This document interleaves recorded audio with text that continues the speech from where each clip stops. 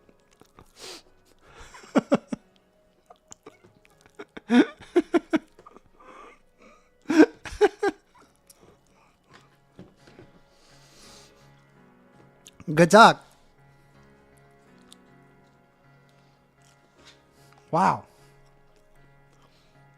Well, the phones are open.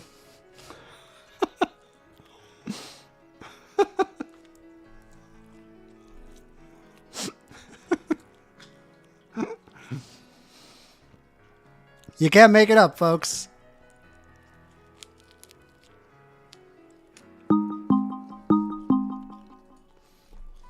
You're on the line with First Amendment. How you doing? What's up? I just want to say I called it, and I knew that he was trolling from the start. Yeah.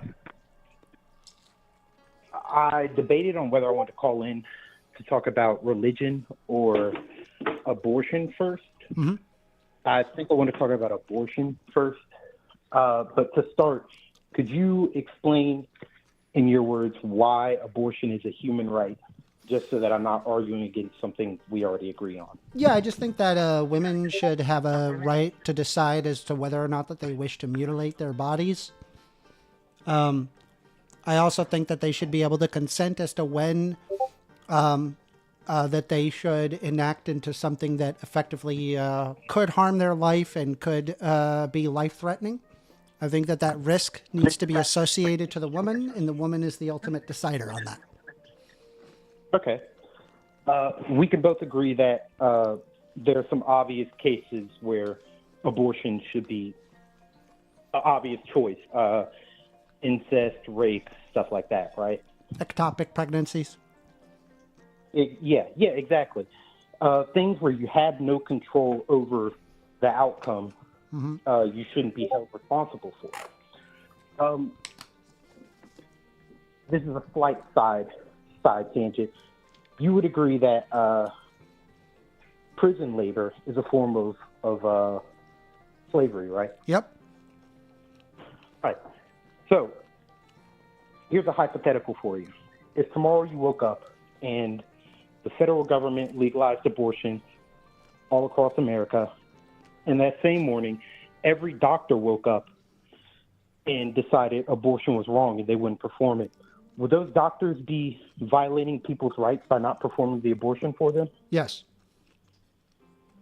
And that is the problem with abortion being a right. It gives you a right to his labor. Well, I mean, it's not even just that. I mean, they're violating a Hippocratic oath. Well, you don't have a right to anyone's labor, regardless of No, you of have to their, pay them. I didn't say you didn't have to pay them. Yeah, but if I say I don't want to do something that I think is morally wrong, you know, if you bring me someone and you say, hey, you have to execute this man because he did this, and this. If your desire is to violate the Hippocratic oath, I got news for you. You shouldn't be a doctor. The point is that you're forcing labor out of someone out under the guise of their rights. No, they could quit being a doctor. If you violate the Hippocratic oath, you absolutely should quit being a doctor. Yes. So if every doctor in the country tomorrow quit because they didn't want to give abortions because it's wrong. I suppose so.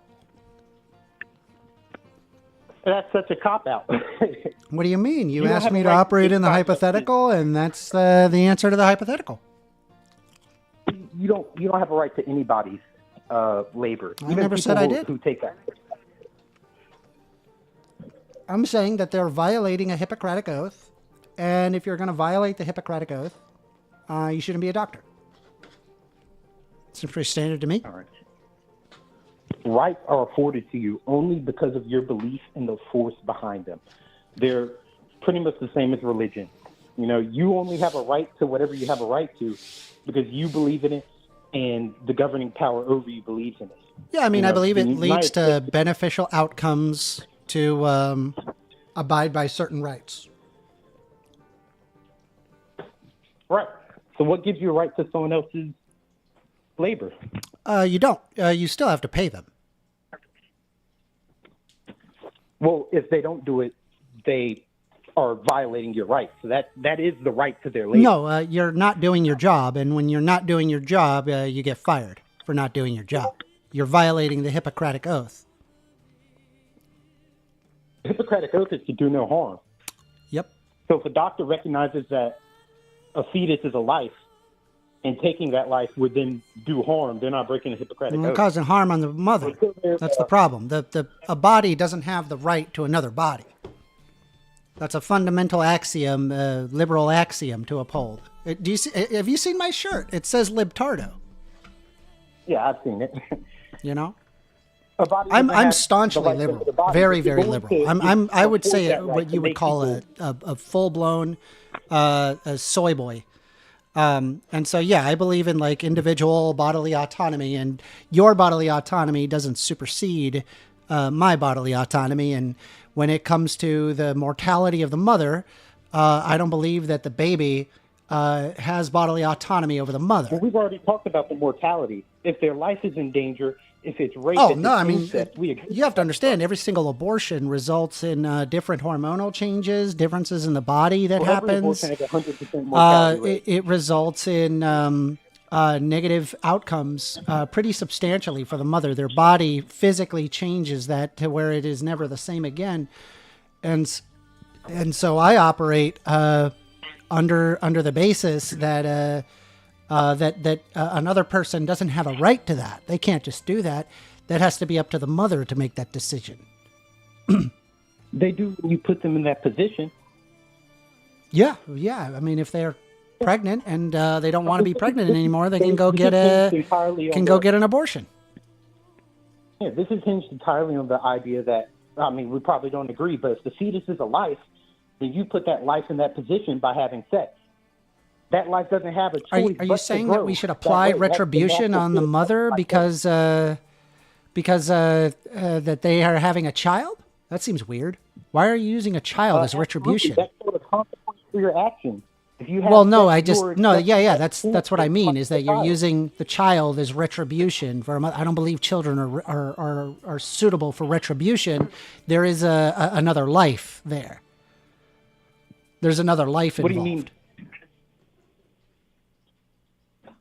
Yes, and they are the ones who ignited that life. Like they created it. Yes. Well, in some actions, cases but they are not. responsible for it.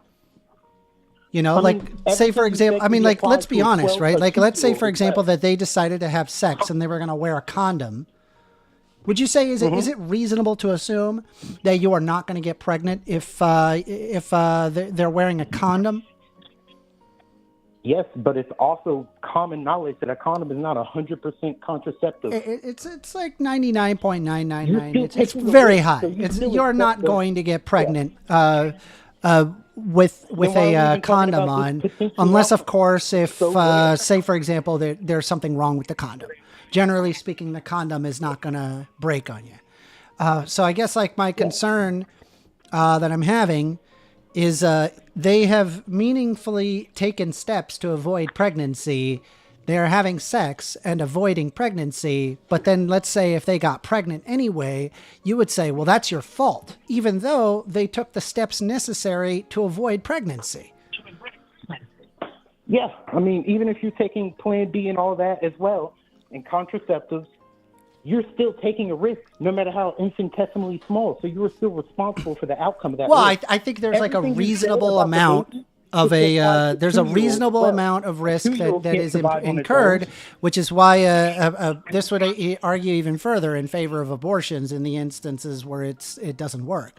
So again, it just comes down to it needs to be up to the mother to decide as to whether or not that they want to undergo that, right? Because you have to understand that there are permanent changes to the mother's body as a result of getting that pregnancy. The body does not return back to normal. That is still an inherently flawed argument because you're still arguing abortion for all because of a 0.1% chance that the condom doesn't work. No, I'm saying that the mother should be able to decide. I'm not saying Well, the mother only isn't in the the only cases of a condom working. I'm saying abortion. Just allow abortion. Why would you do that? Because I believe What it about leads the to child? better outcomes for society. You have a right to life. You have a right to life. That's why we punish murder. Yeah. Imminent life is just as much life as life. Yeah, You know, again, your it sperm comes is gonna down to actually you don't become have a a child, but right you to have another sex to person's create body. That's potential for the life. problem. You don't have a right to another. Murder is taking away unjustifiably the life of another being. I would not consider an abortion to be unjustified, because I think that the mother ought to be able to decide as to whether or not that they want to undergo that mutilation. The problem with this is that you're conflating an unnatural relationship, a parasitic relationship, like a mosquito, which in your life cycle, you can go your whole I didn't life call without it meeting a parasitic. mosquito. I did no point referred to it as parasitic. I don't believe that that pregnancy So what is do you mean by parasitic. you don't have a right to someone else's body? It is your Yeah, you don't natural have a bodily right. function. Yeah, you don't have a right to somebody You have a else's natural body. That's a bodily basic function little. to raise a child within you. If You know, you're a woman. you don't seem to read my shirt enough. You got to read that shirt, okay? It says libtardo. Okay, I am totally soy jacked. Right? Have you ever seen that one GIF of like the guy holding the what was it? The It's like right now. It's a natural part of a woman's body that it can house and raise a child within it until they're clear to come out. How repeat is that? What? having a right to someone else's body when it is a natural relationship?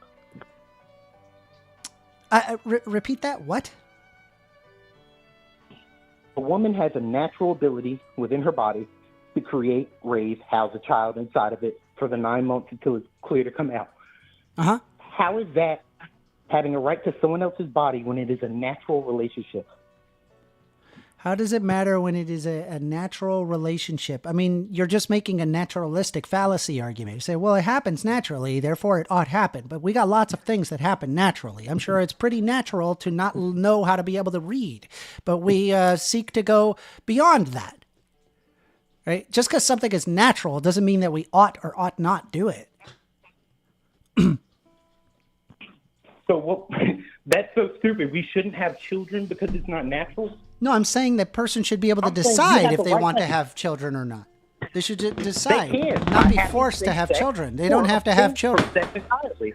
Well, but then they you're just can. using the You child have as a retribution, whole and I just think thing that's with wrong. getting the child within You're you just that you using the can- child you as cannot retribution. have I just sex. think that's wrong. That's not retribution. You birthed a life. You have a life inside you, and now you take responsibility So, for would it. you say that what you Responsibility care for about actions. is what you care about is the life of that child? I just want to be clear. Yes. Okay. Yes. How do you feel about federally mandated school lunches? I have no Free problem with lunches. them. They should be better. You would do They that? should be better. We shouldn't have to pay for them. What? You said They that should we be, shouldn't have they to should pay be- for school lunches? Yeah, obviously. Why? I thought you People cared that, about the kids. Parents have to pay. I do. Are you retarded? Are you not listening? The parents shouldn't have to Well, pay for it. I'm not It's just retarded, but I taxpayer. am said they should be better. libtarded. So, You're right. My bad. Are you libtarded? yep, I am. I'm very libtarded. Yes. Now, so I guess my concern. It should be federal. The federal government. Yeah, I mean, should pay for it. Or the me state. personally, I Either think way. like I would want there to be a universal childcare standard that I think would also include free school lunches. I think that agree with with that. one of the things that's known to help with say grades and learning is having a full stomach. Very important. It's important for nutrition, agree with that. and it is important for cognitive faculties. And the amount of cost that would actually be incurred would actually be far less than the benefits that we get out of it. Investing in children has shown to have what's called a very high MVPF. That is the marginal value of public funds. By investing in children and putting money into children, that means that they are likely to become more productive citizens later on. And when they are productive citizens later on, you can tax them more. Yeah, I agree with all of this. Well, so should I be guess the like case. that's kind of my already concern said- is that I've already said in the you comments didn't earlier, seem to you want to can't be in argue about favor family values. school lunches because you didn't want to fucking pay for it. Because at the end of the day, what That's not what I matters said. is You not literally not listening. what matters is not actually the life of the child. It was a hit What or a matters problem. is control of women. That's what I observe when it comes to the anti-abortion arguments. So again, you're not listening to what I said. I said the parents shouldn't have to pay for it. It should be federally paid for or by the state. Oh, really? Okay, Either sick. way, I mean, you're Based. still paying for it indirectly through your tax dollars, but it should still be paid for, not out of pocket. Well, anyway, me personally, I do not believe that a society is better reached by not having access to abortions. I've had a lot of people say things like, well, what about past 25 weeks? Well, past 25 weeks is not an abortion. It's just inducing a pregnancy. And so, I mean, again, it just comes down to a factor that I think is very important. We should consider that that a better society is reached if people have access to the medical care necessary, which includes abortion. I think you made my argument for me, and that it's better if we have these children and then invest in these children rather than kill them out the gate. Well, no, there are certain people where they just really shouldn't be having kids. Yeah, they can give them up for adoption. There are plenty of kids in the foster system. Yeah, but I don't believe that the child has a right to the body of the mother. Parents, there are literally like 3 million. Yeah, I don't believe in like the child having bodily autonomy over the mother. We don't do this with any right. Why is this the right now you for give up your bodily for autonomy the child? as a consequence of getting pregnant? No, you give up your bodily autonomy because you're a woman. Because literally every woman goes through something like this. That is kind of how that works. And it's like, no, that's fucked up. I think that men and women should be treated with equal rights. I believe that. That is equal. That's not equal. You're literally arguing removing basic bodily autonomy for women because they can have babies. Well, women have an ability men don't. So okay, yeah. Well, I just don't believe that they should. We should mistreat them. Do you not believe there's a physical difference between men and women? Because there is. I never said that they didn't. Sure, I never at any point did I ever say that they did not. Never at any point. The other guy earlier was really bad at arguing it, but when he was talking about laws that should apply to women rather than men, or that women should be treated differently in the law because they're different. That's one of the ways that it has to be, because one of them has. Yeah, women should have the right to be able to decide if they want to have an abortion. No, they have the right to decide if they want to have a child. That's why they have sex or abstain therefore a right to an abortion. No, the right to have it. You do it. You don't erase the consequences. Well, it wouldn't be a right to have it if they're being forced to have it. It would be you have lost bodily autonomy in favor of forcing women. So, I mean, it's just a fundamental disagreement. We would have to just agree to disagree here. Consequences. They don't have to spend their life raising it. They can put it up for adoption. Yeah, again, I still don't. Because you didn't want to deal with it. Yeah, again, I still don't believe. Give me a second. My Discord is going crazy. Let me just enable streamer mode. Who the fuck is pinging me? My God. Oh, I think someone is. Oh, Jesus. I'm getting raided on my Discord. Give me a moment. I'll take care of this. Hang tight. Sorry about that. Just gonna ban this user. Hold on. Fuck.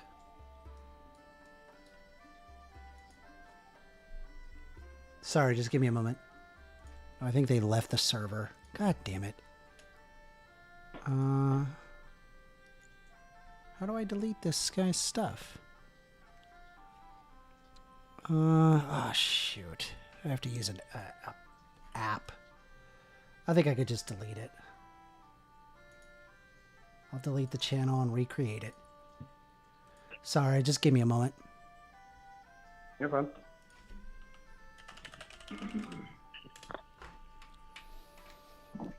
All right. Sorry, we're back to who is this person? I'm gonna report this person and just give me a sec.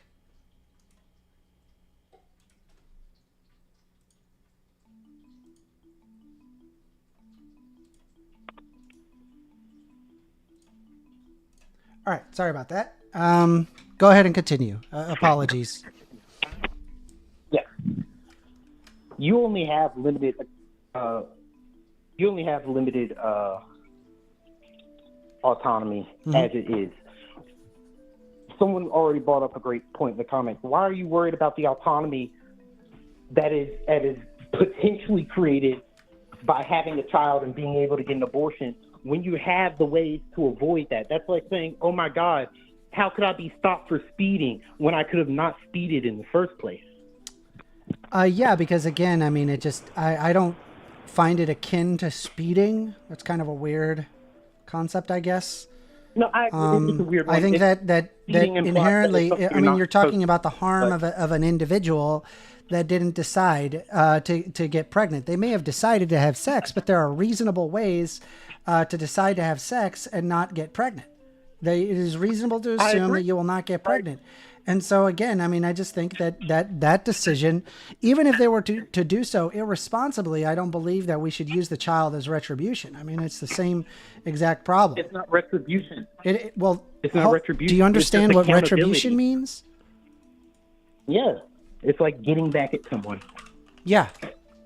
So when you're giving somebody punishment inflicted on somebody as vengeance for a wrong or criminal act, you find what that they are getting their comeuppance. The retribution, by the way, is I call it the cocaine of the right wing. It is the cocaine of the hold on. It is the cocaine of right wingers. They absolutely love retribution. They can't get over the fact that they would rather somebody get their comeuppance for something as opposed to like providing care that they need in order to prevent harm from happening in the future. I agree. A lot of right wingers are like that. Yeah, it's terrible. But it results in a worse society, and it makes like their arguments terrible. Something, and that thing has consequences. If you're an MMA fighter, you go into the ring, you take the risk of taking an actual injury that doesn't go away every time you do. If you still do it, the person you're fighting, if they just throw a punch and it hits you in the right way and your brain gets shaken up and you, I don't know, lose yeah, the I mean, ability you to sign walk, papers saying, hey, your brain could get shaken up if you do this. Yeah, I mean, I get it. I'm not against like all consequences. I just don't think, I think that consequence is too much to bear. I really don't, I don't think it's appropriate. Well, that's why you don't have sex, or you have it in the safest way possible. Yeah, no, well, I mean, again, you've already agreed with the safest way possible, but you still are not in favor of abortion. So obviously that's not the metric. The metric ultimately among right-wingers is to control women, and I stand by that. I think they genuinely like to control women, and they would rather women be lesser citizens to that of men, and they go out of their way. I'm not arguing for that. Well, no, I believe that. I'm saying that. I'm not saying you're arguing that. I'm saying that I believe that right wingers think that.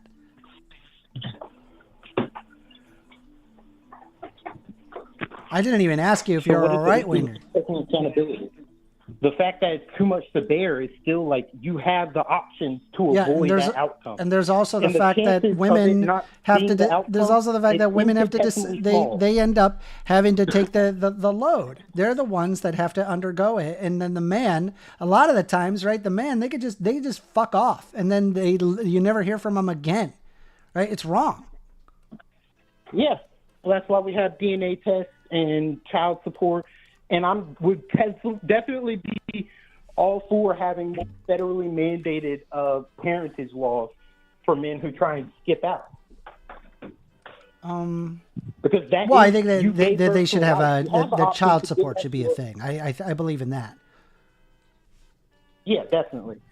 I think it needs to be a little different, but it should definitely be a thing. But either way, that's literally just that's what you have. That's what you get for what you did.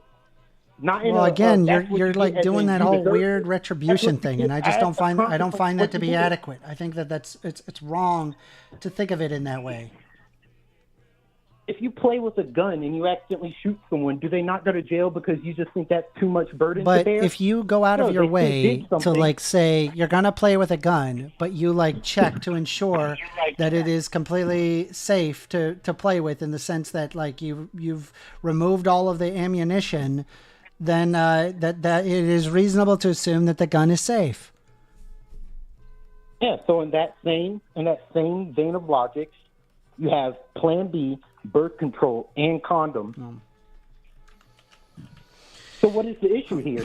You're agreeing that taking the right steps to avoid the outcome is the right choice, but you're still all for just completely shifting any accountability for the actual action. Yeah, because like When it ultimately does there's go like a wrong. child there, and it's like I just think that results into some pretty muddy waters wanting to use a literal other person as retribution. It's just weird. Real quick, the bubble guts in the chat, no, because that is eugenics. Speaking of which, why would you support an institution that was solely created to get rid of black people and to this day disproportionately represents black people in terms of abortions? Like, it is still doing its job that it was I mean, I think that created for. it is that we should have that availability for disparaged communities, which would include black people. And you have I'm there is saying some more fact. black Hold on. There is some fact in what you're saying, specifically in that black people are disproportionately affected by this. Yes, because they're disproportionately poor. That's what poor people are, the ones that overwhelmingly end up having abortions. Under that basis, then would be okay. I would want there to be social services and things available for minorities and minority communities, so they don't need to have abortions as much. I couldn't agree with you more. But I think if they want to have an abortion, go have an abortion. Poor people probably shouldn't have as much unprotected sex. Okay, That but is literally again, the like answer. that likely is due to socioeconomic outcomes, right? And I don't like the idea of You can get using a condoms child for as free. retribution that ultimately has to suffer because, I don't know, some weird retributive aspect. It just is wrong. It's wrong. You can get condoms for free at Planned Parenthood. That's correct. Well, guess who's trying to defund Planned Parenthood, my guy? For free. My phone is dying, so I Yeah, can't guess quite who's hear you. trying to Give me 1 second. defund Planned Parenthood, my guy? It's not the Democrats. Okay, I don't agree with that. I don't agree with that. So, All right. Well, next time maybe vote. Did you vote Trump or who'd you vote for? I didn't vote in the last election. I Oh got my shot. God! Do you regret it? I got shot. I didn't have a choice. No, I'm saying, like, do you like if you had a choice? I don't know, because You don't know. I don't like Trump for a second, and I definitely wouldn't have voted for Kamala. Jesus, I think it's terrible. I would have preferred letting Bernie run or Andrew Yang if we're talking about the blue. Okay. And on the red, I don't necessarily disagree, forget but her I name, definitely did the, vote for Kamala the for sure. libertarian chick. Oh whose my name I God! can't remember. Oh, libertarian! Oh God! Not the libertarians. Such a joke. All right, man. Well, you have a great day. It was great talking to you. Have a good one. What is wrong with these people? I gotta hold on. I have to. Someone is like. Let me ban these people. Ban.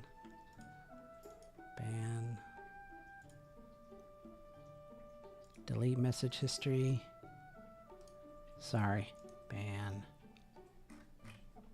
Sorry, I'm just getting I'm getting raided from just remove these.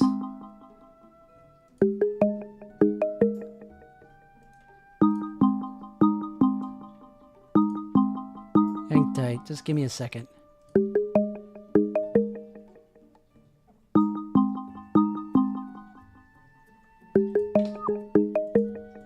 That is fucking ridiculous.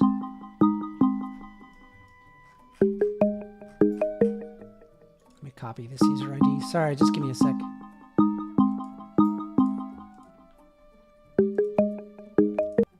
You're on the line with First Amender. Hello?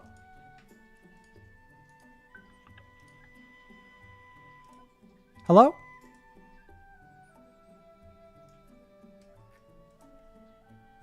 You're on the line with First Amender. Hello? Okay, nothing. Oh, hello? Hello? Hello? Hello? Okay, so I have a hypothetical for you. What you got? Okay, so say Adolf Hitler came back to life, right? But lo and behold, she's a beautiful and valid transgender woman, and her hatred of the Jews is not out of bigotry, but out of frustration with the transphobic society that surrounds her. Do you think the Holocaust would be justified in this scenario, or do you think it would still be wrong for her to lash out in such a manner? It would be wrong for her to lash out in such a manner. But why, though? Because they're killing people. Okay, but, like, in a society that's suppressing transgender rights, is that not, like... Yeah, I would want to live in a society that doesn't suppress transgender rights. I don't think it requires death of people to do that. I mean, sometimes, like, you know, think about it. Sometimes when you're being oppressed hard enough, you just have to rise up. Yeah, no, I don't believe in a violent protest. I don't believe in that. I think it leads to worse outcomes, and so I don't follow that idea. But I agree with you that there are people that think that way, and that's sad. I mean, fuck. I can't fucking keep going. Okay, yep. All right. You got anything else? My piece, Was that it? Did I answer your Okay, so if you hypothetical had, like, a okay? Did I tiny win? Did I get a prize? If you had, like, a tiny little Hitler and you could, like, keep him in your pocket, would you torture him? No. But why not? It's kind of weird. I don't know. I'd probably just lock him in a box. Be like, yeah, you can't. Can you do something with this? Honestly, I'd probably donate him. I'd donate him to, like, the National History Museum. Like the little Hitler Foundation? No, there would be, like, I don't know. There's probably, like, a history museum somewhere that would love a tiny Hitler that's screaming in the corner. What if you had, like, a knife, though? And what if you were, like, locked in a room? I thought he with was him? tiny. He has, like, a tiny little knife. Is he gonna kill me with it? Is it big enough to kill me? Yeah. Well, it's big enough to feel like, you know, like a spider bite, you know? Yeah, I mean, I'd probably just put it in a glass or something. You'd put him in, like, a cum jar? Yeah.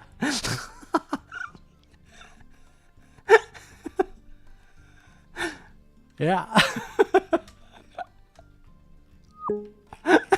Fair enough. Fair enough. All right. That's funny.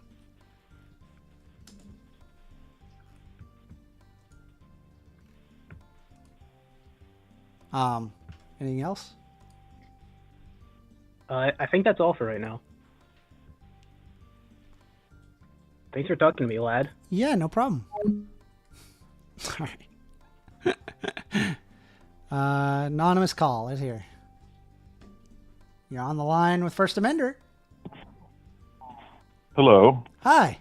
I've come to you with a very pressing matter today. My name is Dr. Cobson. Oh, boy. Yes. But you can just call me Cobb. Okay. My country is sandwiched in between the cuck and the farms. And it has been inundated with a certain problem as of late. Okay. And that is the BBC videos. The children are gooning to the wrong BBC videos. You think? And when you goon to the wrong BBC videos, you end up in the blacked rooms. Ah, yeah. And when you end up in the blacked rooms, Rapeson lives there. Yep. And the more children you give to him, the bigger the portal grows. And eventually he will be able to come into our world and destroy the Shore Jack party and our / Markiplier. Gotcha. So we need to stop the children from gooning to these BBC videos. So the BBC videos. And make sure that they take their meds and drink their Soylent every single night. Yes. Yes. Yes. Yes. We need to make sure they take their Fauci, Ouchie, Pfizer vaccines. Yes. And their meds. Yes. Do you have recommended dosage of meds for the children to take? Yes. Take your vaccines. It's really important. Yes. No, but how many of them? Lots. As many as necessary. At least a Thrimbo 100, you'd say. Yes. Now, it wouldn't be a shardy party raid if I didn't say nigger, nigger, nigger, nigger, nigger, nigger, nigger. Good night. Have a good night. Good night. Dr. John Cobson out. Good night. Wow. Man, we got some really high quality calls coming in. Holy crap. You're on the line with First Amender. How you doing? All right. Well, we are taking calls. We're still drawing. I'm having a blast, honestly. Like, I feel full of energy. All right, here we go. You're on the line with First Amender.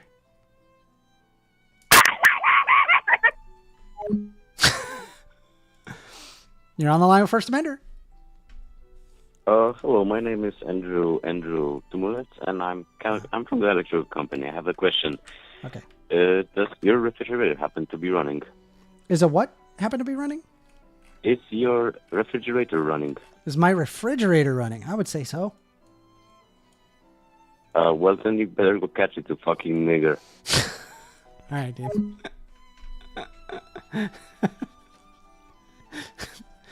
These are wild, bro.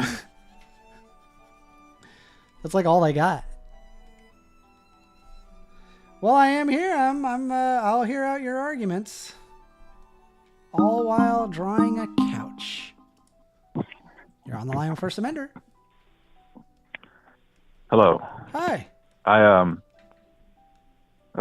Just give me a minute. I'm trying to. The calls people are doing are fucking. They're screwing with me a little bit. Are they? Yeah. Laughing too hard?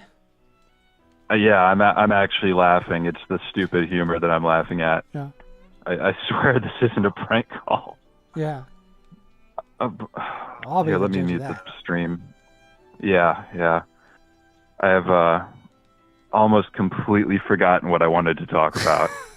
Okay. Do you have anything?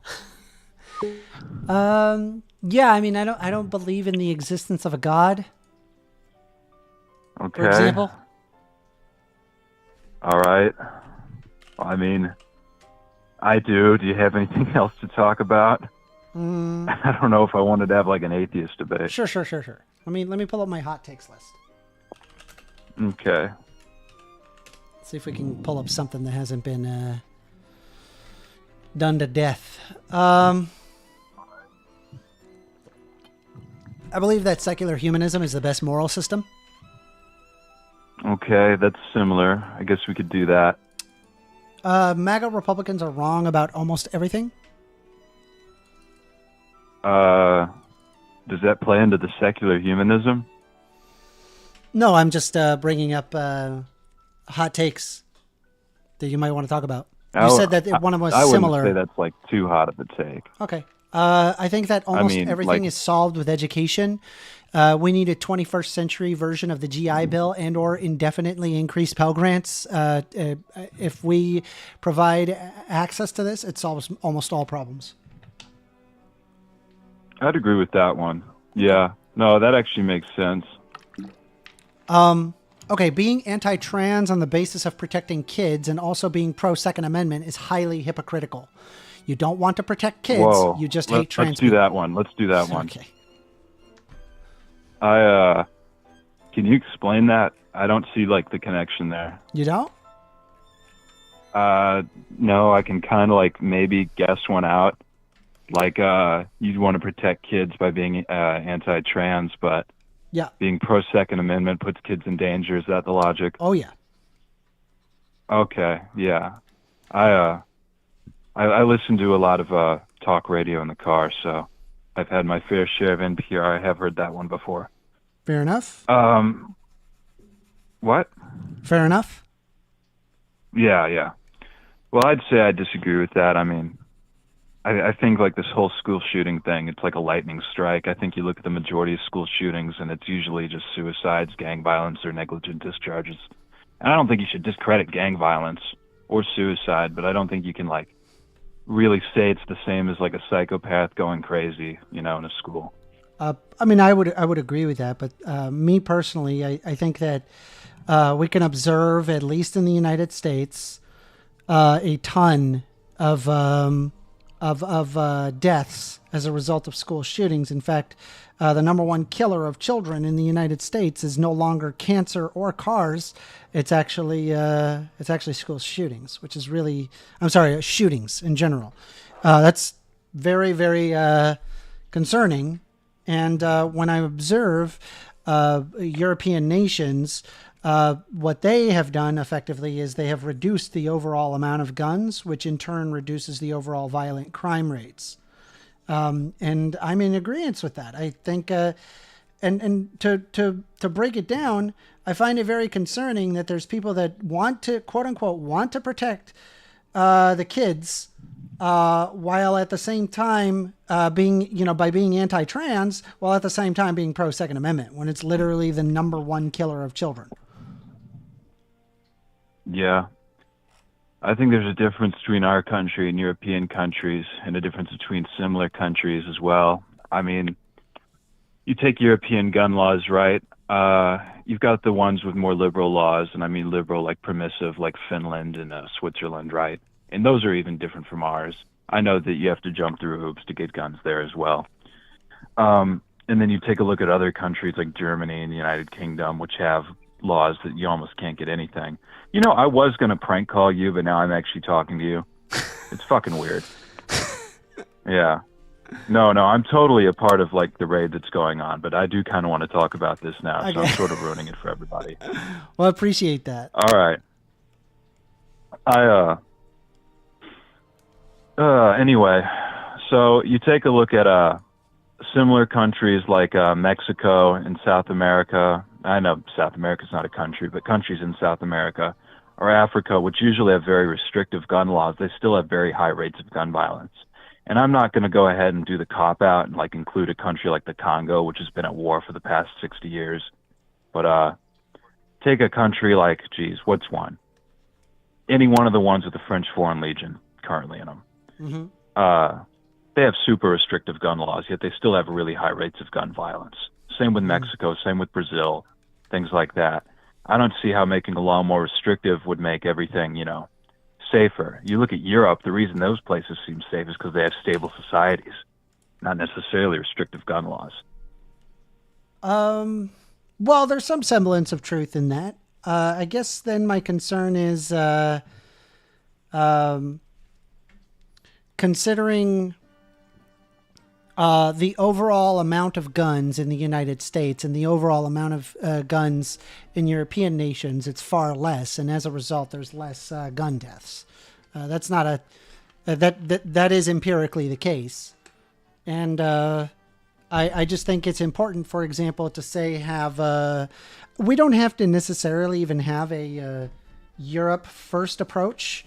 We could actually have an America-centric approach. Like, I don't think like taking guns away is like necessarily the move, but I would probably say, maybe red flag laws is a step in the right direction.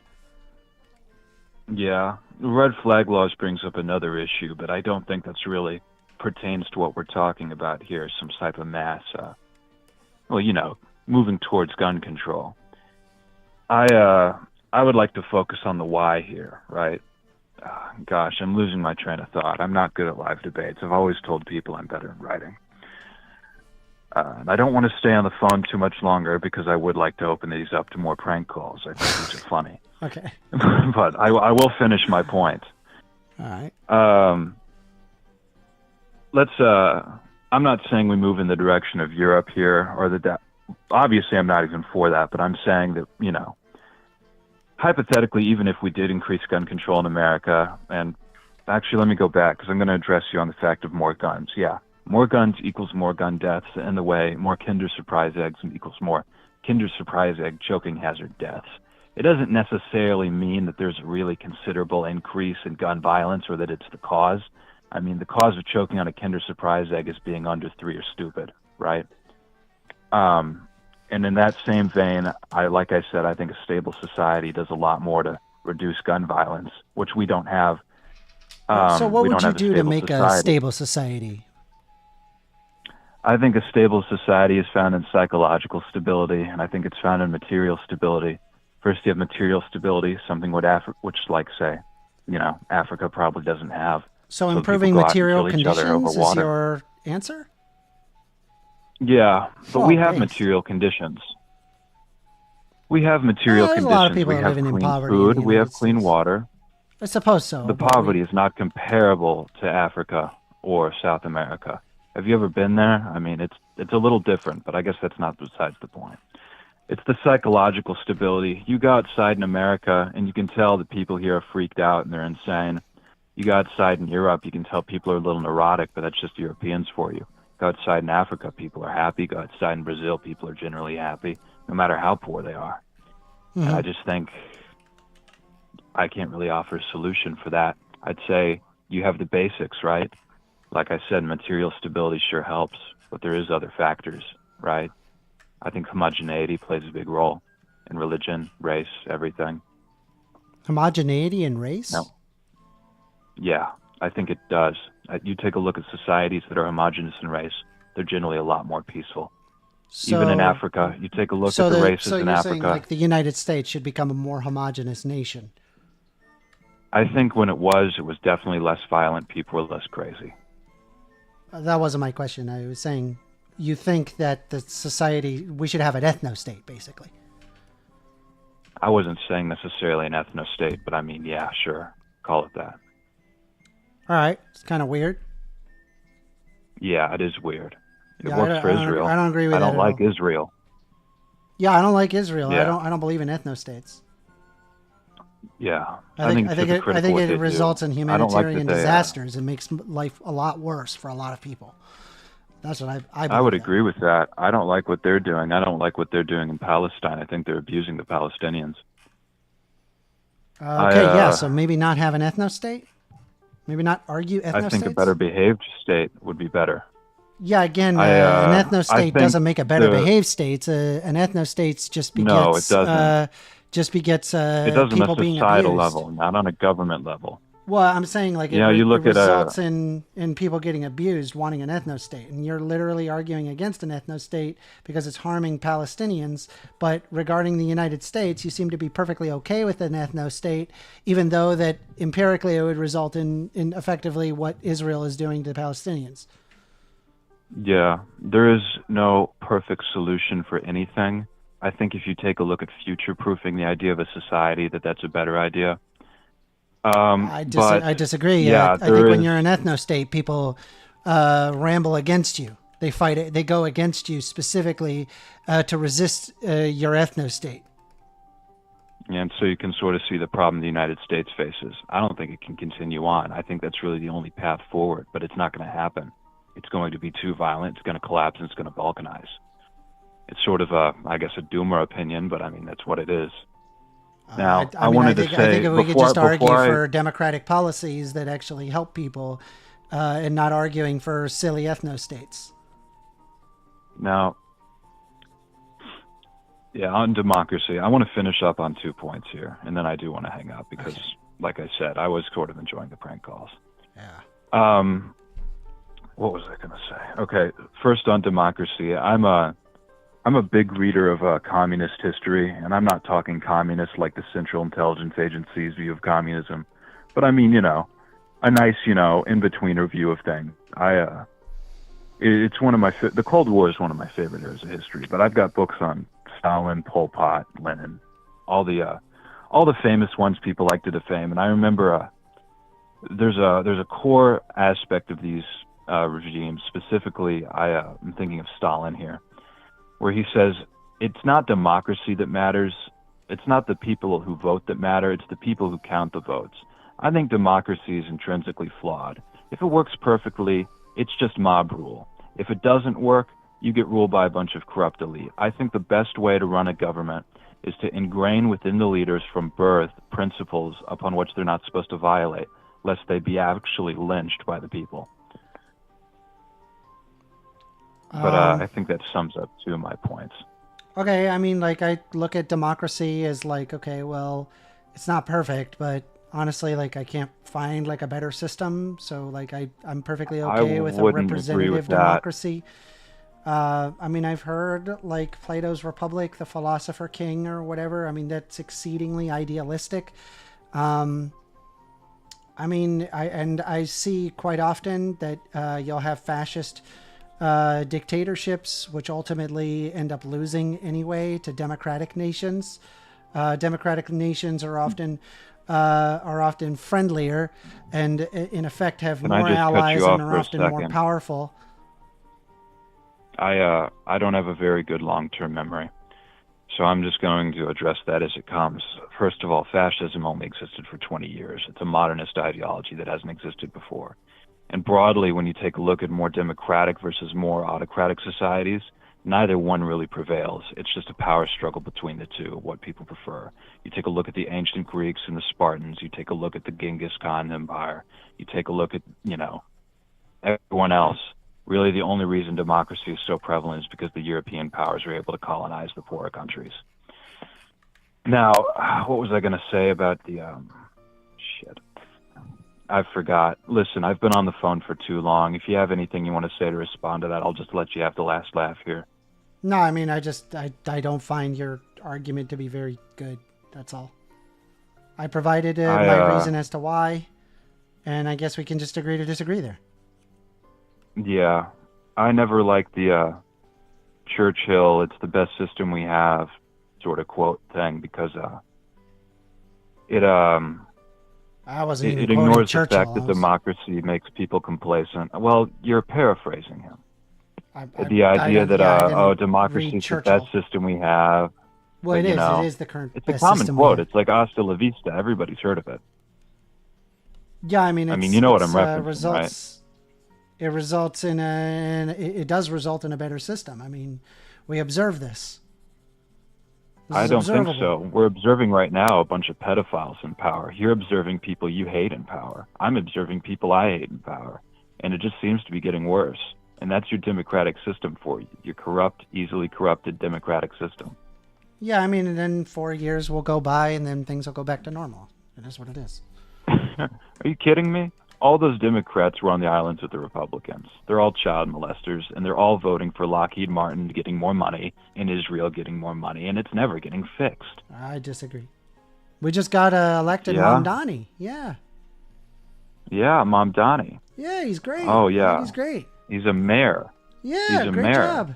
He did In it. New York. Yeah, he did And I good. guarantee you he'll turn out to be worse than you think he is. Oh, well, I Look, hope he doesn't. you have some local victory wins. You have some mayoral wins. You have some government wins. You have I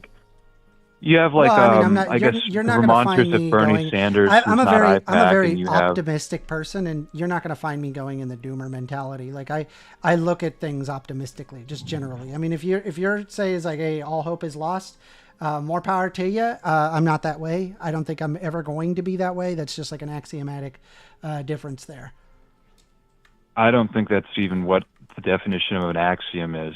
I mean, but whatever. That's not the point.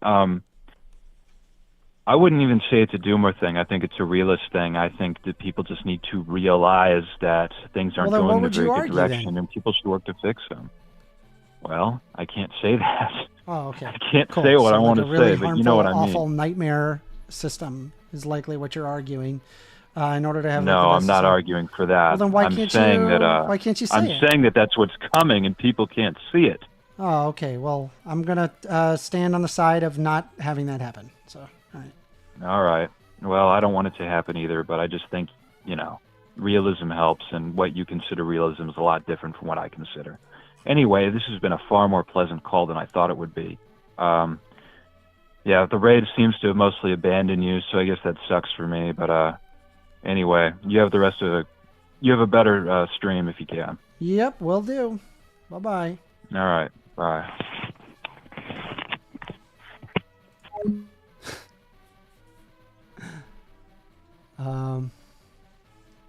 Wow.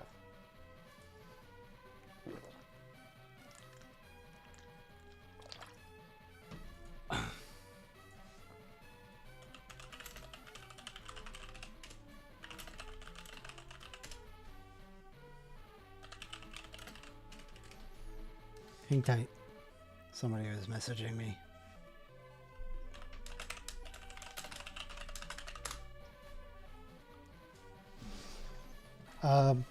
Nevergoon says, wholesome. That ended great. Thank you. Yes. We are still taking calls, so if you do want to call in, you can. I've been drawing all day. Look at me. Guys, I've been making progress. I've been making progress on my drawing. I've been working so hard on it. Look how far we've come. God, we have so much work to do. Fuck.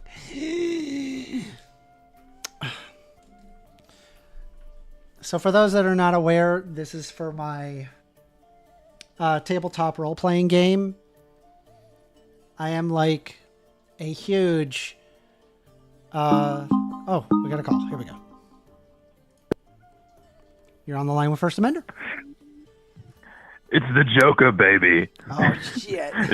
Oh, God. Nigger. Oh, Nigger.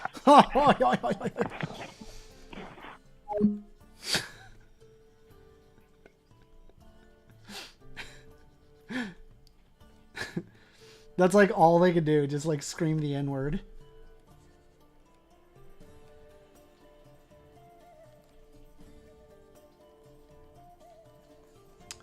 Anyway, what was I doing? Yes, so I am currently working on a tabletop role-playing game called Niseb. And I built it from scratch. And this is one of the dungeons that I'm working on. It's for a tabletop role-playing game. There's like 4 people playing it right now. Ooh, we're getting a call.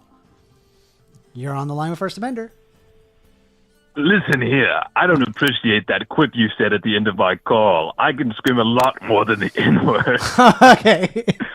I'm sure you could. So let it be known. I will call back in Rimbo minutes. Okay, all right. My phone accidentally opened up the text screen for you. I'm hanging up now for real. Okay, goodbye. You're on the line with First Amender. Hello, you're on the line with First Amender. Are you there? All right, good talk. Oh, boy.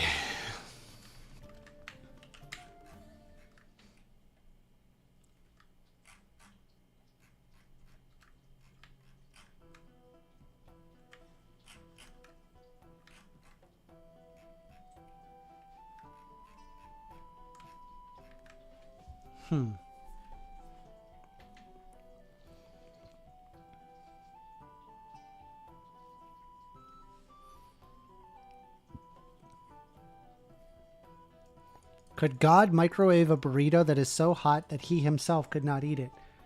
This is a funny rendition of a paradox of God, like lifting a stone so big that God could not carry it. Therefore, he is not all powerful if he doesn't lift a stone. But if he can, then why can he carry it? Like, yeah, it's a God paradox. Interesting.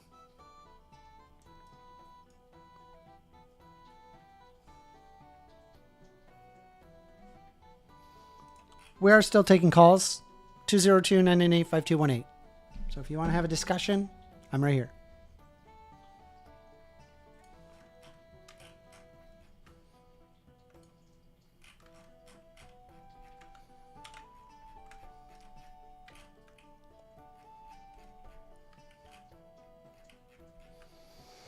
Ooh, getting a phone call. You're on the line with First Amender.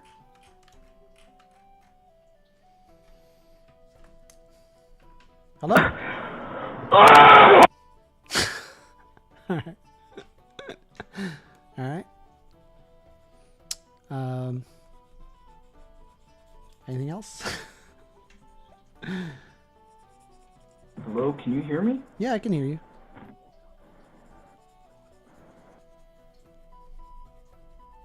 I can hear you. What do you want to talk? Wait, just wait. Okay. I'm waiting. I'm excited.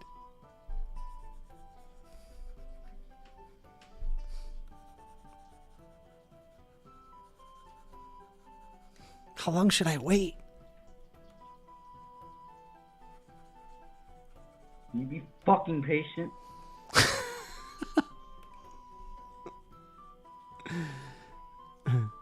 I'll try.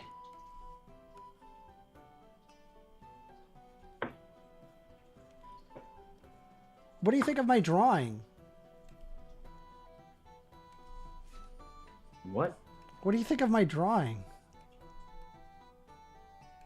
What are you talking about? My drawing. Is this the right number? Yeah. You're on the line with First Amender. Who's that? My channel. First Amender.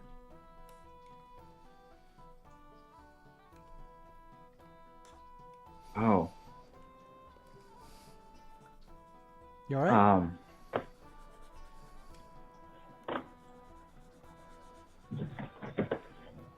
Shit.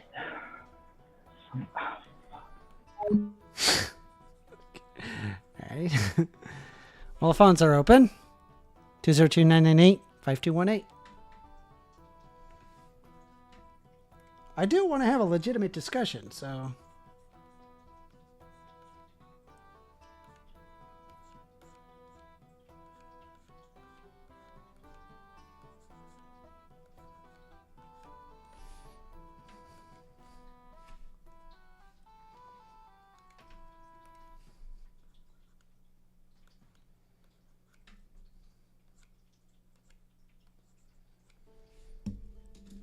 By the way, if you're not subscribed, consider subscribing to my YouTube channel. I'm a very tiny YouTuber, so any amount counts a lot. Oh, we're getting a phone call. You're on the line with First Amender. Hello, this is Dr. John Cobson calling back. The situation has worsened. Yeah? The children, they are not taking their vaccines. They are not taking their meds. They are not drinking their Soylent. Yeah, I It turns out they're drinking their... They're skibbity toilets? One second. They're drinking anti-meds, anti-Soylent, and anti-vaccines. And it's bad for them. Yeah. The situation is worsened. Yeah. They are increasingly entering the black rooms after gooning to improper BBC videos. Oh my. And I'm afraid it's even worse now. They're now gooning to HMOFA, human males on female anthro porn, on the /BP/ board on Soy Jack Party. Whoa. We are Don't threaten sending me a with a strike good time. force back in time with Chud Farrell Oh my and God. myself, Dr. John Cobson, Dr. John to destroy Cobson. Oh, the man. /BP/ board. It's good. It's a good job. And I'm getting word in. It was successful. There are now no more faggot monstrosities on the Soy Jack Party. All right. Well, For now, Good- so good things for seem you, to be I safe. suppose. Dr. John Cobson out. Till All right. next time. Good time.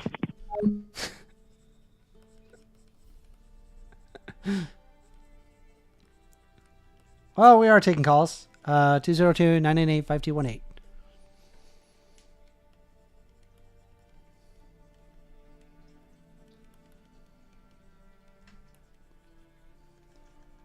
You know, believe it or not, once upon a time, I built a social networking site. And yes, I do know how to do that. I built a social networking site dedicated to free speech. And it was like, yeah, you know, you should not be silenced for your beliefs. I'm starting to notice that online. And so I wanted to, this was years ago. And so I had that idea that, hey, it would be better off if people were able to say what they wanted. What I did find out, however, is that people are not actually interested in, they're not actually interested in like having their voice heard. They just kind of wanted to shit in my soy box, in my soapbox, right? That's at least what I've noticed. And so this is no different, right? Where it's like you have a platform for people to speak, and then rather than them actually saying something of substance, that's just like N-word, N-word, N-word, N-word, you know, whatever. It's just nonsense. It's stupid.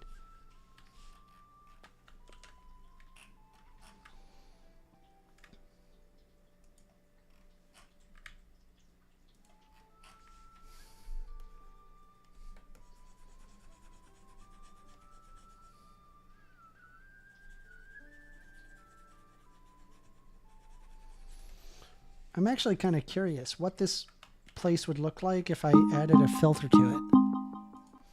You're on the line with First Amender. I promise not to say the N-word. Okay. Okay. Do you know what Soy Jack Party is? I don't. Could you Google it just real quick? Nah. All right. Fine. Okay. It's a website. It's kind of like what your website that you were talking about is. You can say pretty much anything you want on there. It's a meme website. You know Soy Jacks? I think It's so. totally dedicated to posting Soy Jacks. That's the only thing we do. Okay. It's just fun. And nobody's shitting in your soapbox. It's not that serious, dude. It's literally just something we're doing for fun. Got it. Like the admins analyzed it once. The average user age of the website is like 15. Wow. So yeah, it's a prank. It's just you can't think of anything better to say, so you say nigger. You get the point? Shit, I said I wasn't going to say that. Got it. Okay. All right.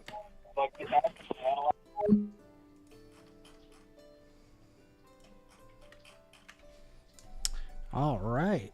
Well, the phones are open. 202-998-5218. Bobro says, this is so boring. Dang, even Bobro says it's boring.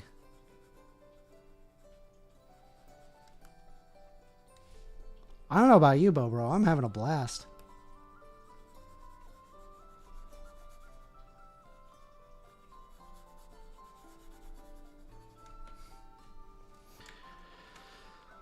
Look how pretty everything is. Bubblegut says, I don't think that was a real doctor. What made you think that?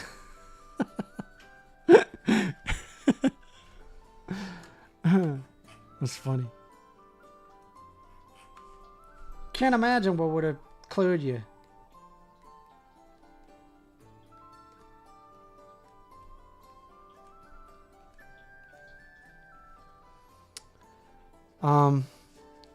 Yeah, these past few calls have been fun. Your scene is quite good. Thank you.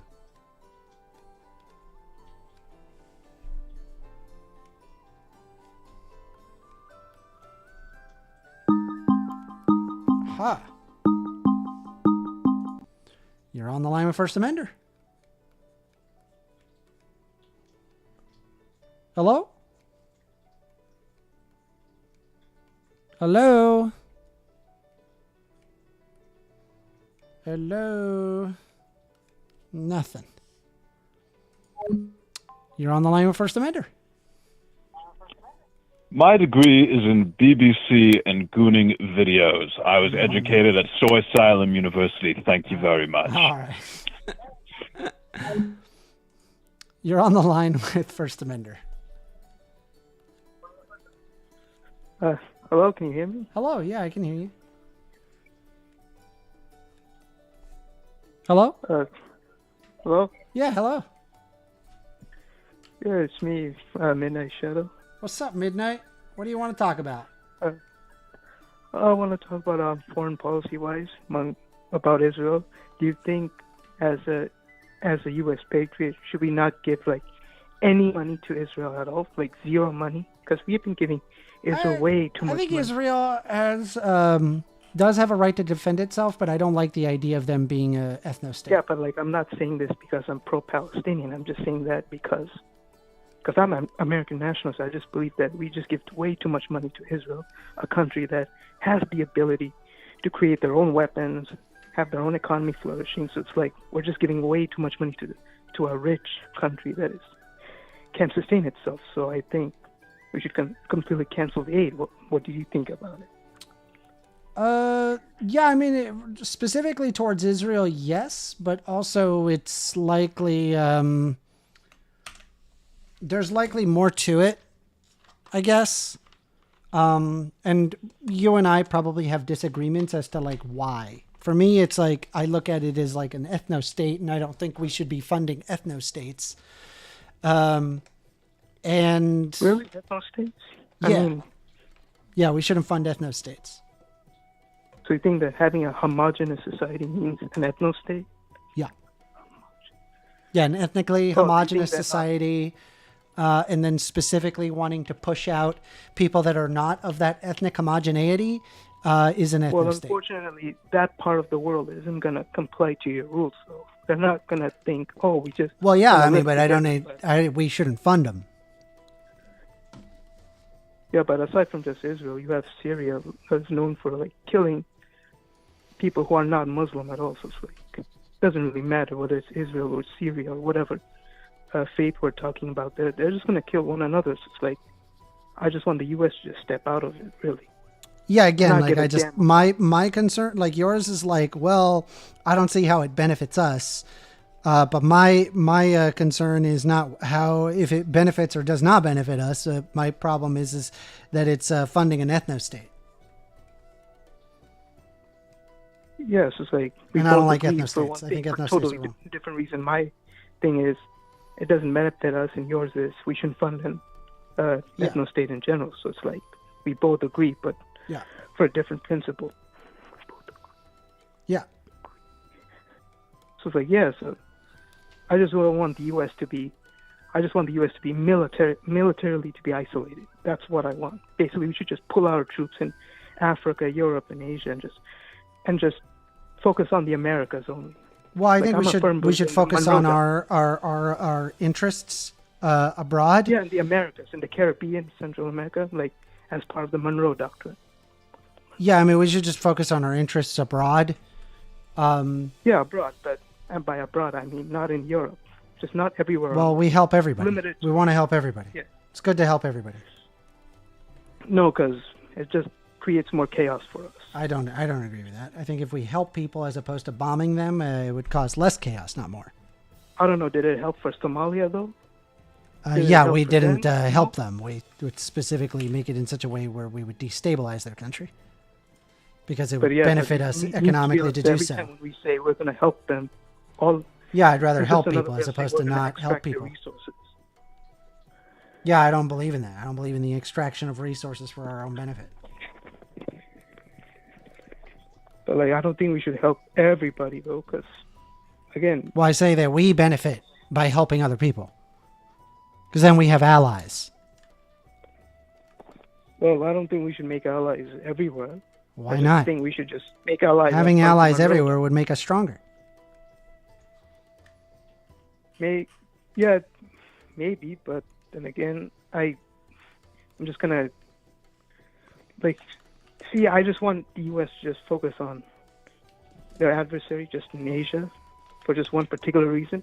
Like for instance, with Taiwan, because we don't want the Chinese to take over Taiwan because that would disrupt the semiconductor industry. So Yeah.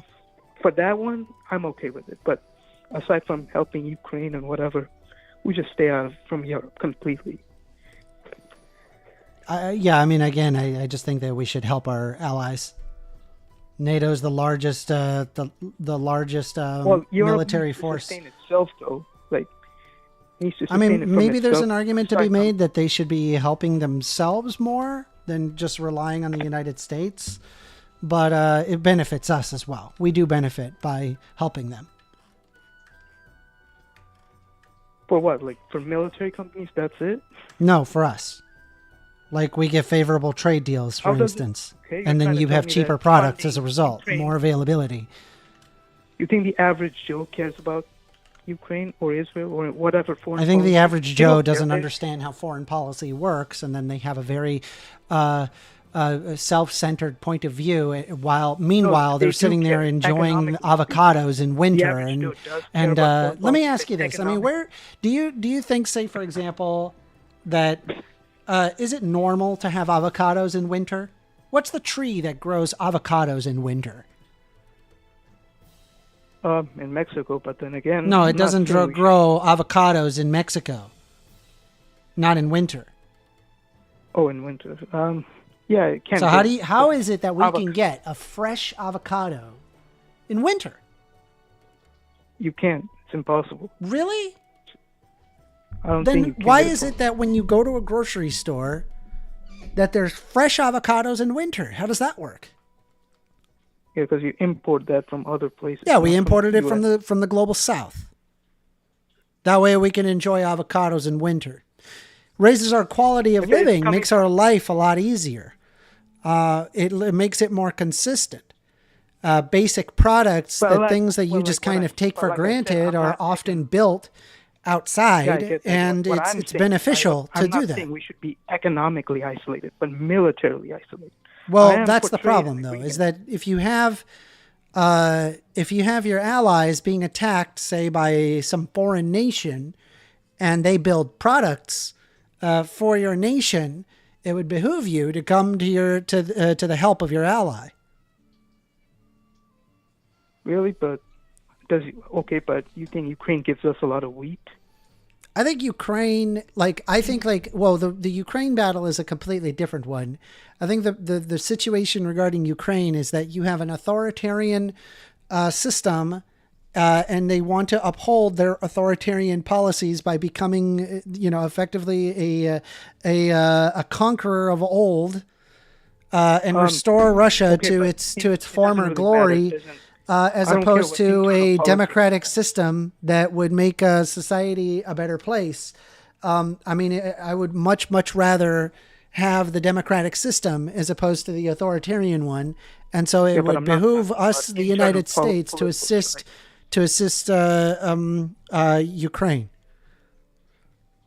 Again, that's not going to benefit us at all. I've explained how that. Well, they're not a good trading partner if they're really aggressive.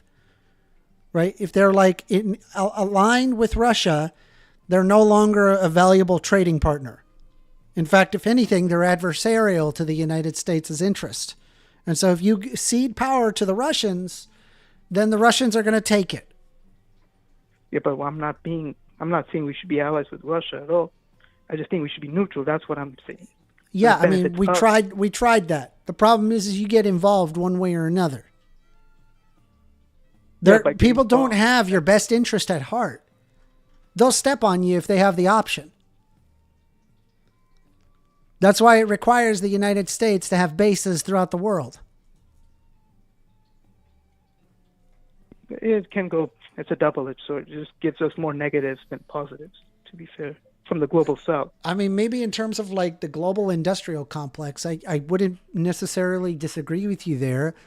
But I do think that we should be defending our allies. Fine, if it's totally fine. But with Israel, I don't think Israel is a valuable ally to us. You know for a fact that they're an intelligence ally, but I agree with you. We should not be supporting an ethno-state. Yeah, I just, you know what, speaking about Israel, can you search up the Mitrokin files? Are you aware of that? The what? The Mitrokin files. Mitrokin files? No, I don't know what that is. Yeah, you can search it up. It's on Ynet News. Mitrokin Files, Ynet News. And it's all about how the KGB completely took over the Mossad, the Shin Bet. Okay.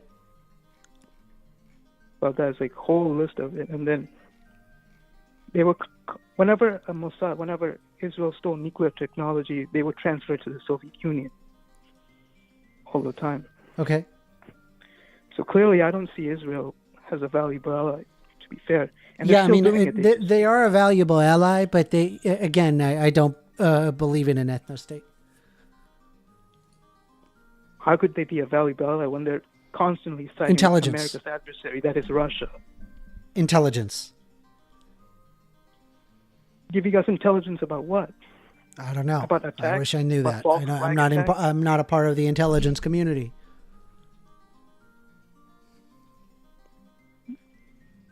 Well, I don't think they are known for giving us intelligence. I just think they are known for that. They're just giving us some false flag attacks in the Again, US I'm telling you, they are known for that. They're not known for that? They are known for that. Oh, they are known for that. Yeah. Okay, so we both agree on that.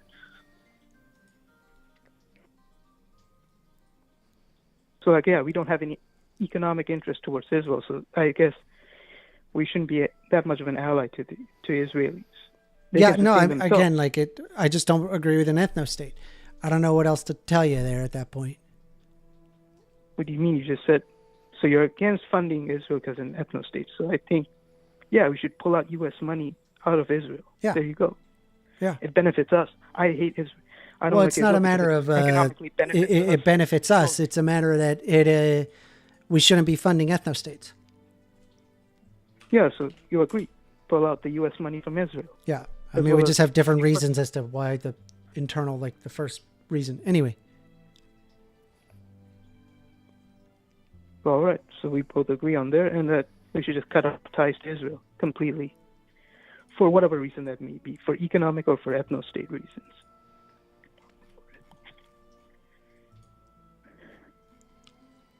Hello? Yeah, I'm here. Hello? Yeah, I'm here. Yeah, you just heard what I said? Yeah, I heard you. Yeah, anyway, well, it was good talking to you. Yeah, thank you. Yeah. You have yourself a good day. Yes, man. All right, everybody. Oh, apologies. Well, that was fun. It was good conversations. I'm getting kind of tired. I think I might, I don't know, take a nap. Maybe go touch grass. Go do something. I'm gonna do shading in this when I'm done with all of the coloring.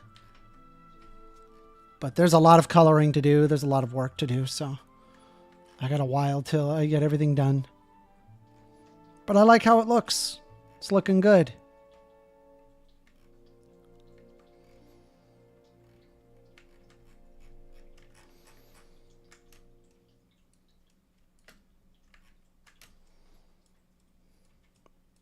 I can't wait till this gets done. Anyway, thank you all very much. Have a great day. Have a good night. Good evening. Good tomorrow. Good whenever. We'll talk later. Bye-bye.